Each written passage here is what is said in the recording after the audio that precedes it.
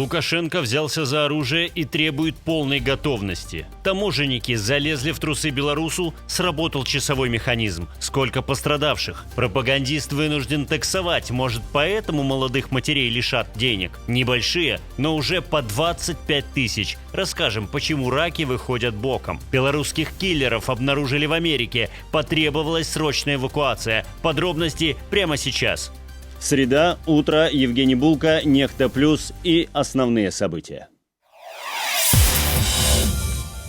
Лукашенко снова взялся за оружие. На этот раз он приехал на предприятие «Кидмотек», где ему показали первый белорусский автомат ВСК-100Б. Очень своевременно. Всего 2 недели назад Украина внесла предприятие в санкционный список за поставки компонентов и обслуживание российского ВПК. «Кидмотек» занимается не только автоматами. В каталоге предприятия есть тепловизионные системы и прицелы, роботизированный комплекс «Берсерк», зенитный комплекс «Трио», реактивная система залпового огня «Флейта». Компания также занимается ремонтом авиационных и противотанковых ракет. И санкции против нее уже ввели Евросоюз, США, Великобритания, Канада, Япония и ряд других стран. Но Лукашенко оружейников призвал не тормозить. Нам надо идти дальше, нам надо не бояться, что мы чего-то не можем. Мы все можем. Да, надо оборудование, но на этом оборудовании надо уметь работать. Вы научились, это великое дело. И для таких вещей никто деньги жалеть, Роман, не должен. Это великое дело. Особенно, если вы это окупите за счет экспорта. Самому Лукашенко подарили ВСК-100Б. На табличке написали «не для войны», для уверенности в мире. Такая вот белорусская версия пацифизма с магазином и прикладом. Но Лукашенко нашел для происходящего еще более занятное определение. Это ж трудно было, сложно. Люди веками это делали, россияне и прочее. А они при демократической диктатуре смогли изготовить это в течение короткого промежутка времени. Молодцы, сделали здорово. Демократическая диктатура теперь похожа еще и со своим автоматом. Причем Лукашенко уже думает не только о вооружении собственной армии, но и об экспорте. Вот они, кроме этого, еще могут что-то, я грубо говорю, гранатомет какой-то сделать, еще чего-то. Будем выделять деньги, пусть делают. А на предприятии, обслуживающем российского ВПК, подобные планы звучат особенно красноречиво. Родила в Минске – держи минимум. Родила в деревне – держи втрое больше. Рупор ОНТ Игорь Тур выдал собственную формулу материнского капитала. Пособие по уходу за ребенком, по его мнению, нужно платить по-разному, в зависимости от того, где именно живет мать. То есть 1000 рублей минчанкам, 1500 жительницам областных центров, 2000 райцентров и 3000 рублей деревенским женщинам. Чем руководствуется громкоговоритель? Амбициозную минчанку деньгами не удержишь. У нее карьерные амбиции. Через 10 лет оставаться той же начальницей отдела ее не устраивает. А вот в деревнях, по его словам, есть все. И жилье получить проще, и родня рядом. Просто денег не хватает. При этом финансовую нагрузку на семью Тур предложил переложить на мужчин. Папка просто должен на работе вкалывать как не в себя, брать дополнительные смены, а то и вместе с этим еще и таксистом или курьером подрабатывать. Интересно, а сам Игорь, семейная кличка согласно инстаграму Сика,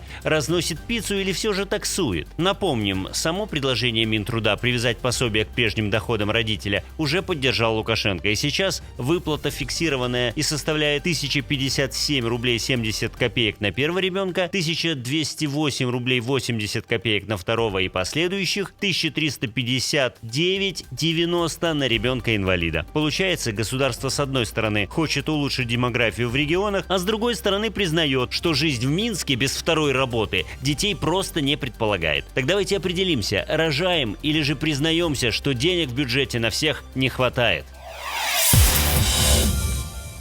Помните историю про часы, которые пытались провести через границу в Нижнем Белье? Теперь у нее появился судебный финал. Житель Минского района выезжал в Беларусь из Литвы и вез в багажнике пустую коробку от новых Тисо. На вопрос таможни уверял, что декларировать ему нечего, но во время личного досмотра сами часы нашли уже не в коробке, а в трусах. Стоимость часов оценили в 1095 евро, а все, что дороже 500 евро, нужно декларировать. В итоге суд назначил мужчине мужчине штраф в 20 базовых величин и конфисковал часы. Мужик хотел обмануть таможню, мол, коробка идет отдельно, часы отдельно, а сотрудник ничего не заметит. Но подвела самая подозрительная вещь в этой истории, а именно пустая коробка от дорогих часов. В прошлом выпуске мы рассказывали о бутылке вина ценой более 24 тысяч рублей. И, похоже, к этому вину уже появилась закуска. На Солигорском водохранилище мужчина за одну ночь наловил 381 рака общим весом почти 20 килограммов. Причем 78 из них оказались меньше разрешенного размера. Ловец раков обвинил во всем внезапно вспыхнувшую охотничью страсть. Сначала поймал разрешенные 2 килограмма, а потом вошел в азарт и решил не останавливаться. В итоге раки получились буквально золотыми. Ущерб природе оценили в 25 700 рублей, а по факту произошедшего возбудили уголовное дело. Так что раки получились почти под стать тому самому французскому Петрусю. Бутылки вина за 24 тысячи, а здесь улов на 25 тысяч рублей. Только в первом случае речь о ресторанной наценке, а во втором уже об уголовном деле. Закуска, мягко говоря, получилась дороговатой. В австрийских Альпах пришлось спасать сразу 3 туристов, среди которых был уроженец Беларуси. Компания из Вены отправилась на гору Траунштайн высотой почти 1700 метров, но спуститься до темноты не успела. За 3 часа туристы преодолели всего 400 метров, и одна из участниц уже практически выбилась из сил, а налобных фонарей ни у кого не оказалось. Ситуацию осложняла надвигающаяся гроза. Туристы сами вызвали спасателей, и те быстро поняли, пеший спуск займет еще несколько часов.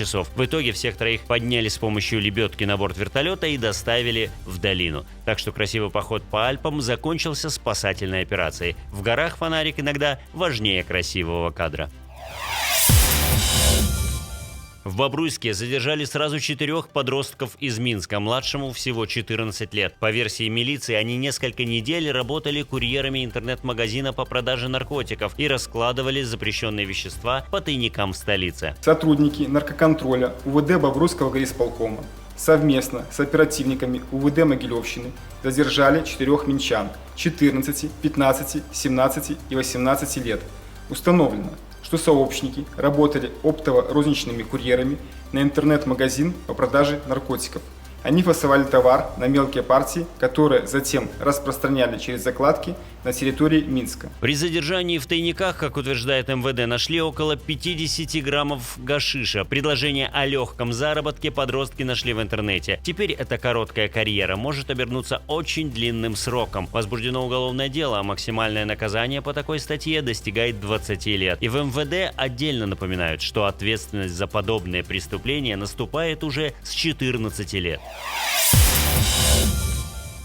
Покушение на офицера ЦРУ прямо у ее дома в Вирджинии. Наемные убийцы из Беларуси. Такой неожиданный поворот случился в 3-м сезоне шпионского триллера «Спецназ. Львица» с Зоей Салдана в главной роли. Издание «Валчо» в разборе эпизода связывает атаку именно с украинской миссией героини. По мнению создателей, в этой сфере преград для сотрудничества у Украины и Беларуси нет. Сама Зоя Салдана после «Аватара» стала самой кассовой актрисой в истории. Обошла Скарлетт Йоханссон, у нее, кстати, предки из Минска, и Сэмюэла Л. Джексона. Салдана снималась в обоих «Аватарах» и «Мстителях. Финал», а суммарные сборы всех картин с ее участием превысили $15 миллиардов. Абсолютный актерский рекорд. Но нам-то от этого не легче. Голливуд продолжает эксплуатировать имидж Беларуси как родины киллеров. А были же мирные люди. Вопрос в том, какими именно из недавних новостей вдохновлялись сценаристы. С нами вы найдете ответы на многие вопросы или предлагайте свои в комментариях. Берегите себя, и если безопасно, подписывайтесь, ставьте лайк и смотрите «Нехта Плюс» уже вечером.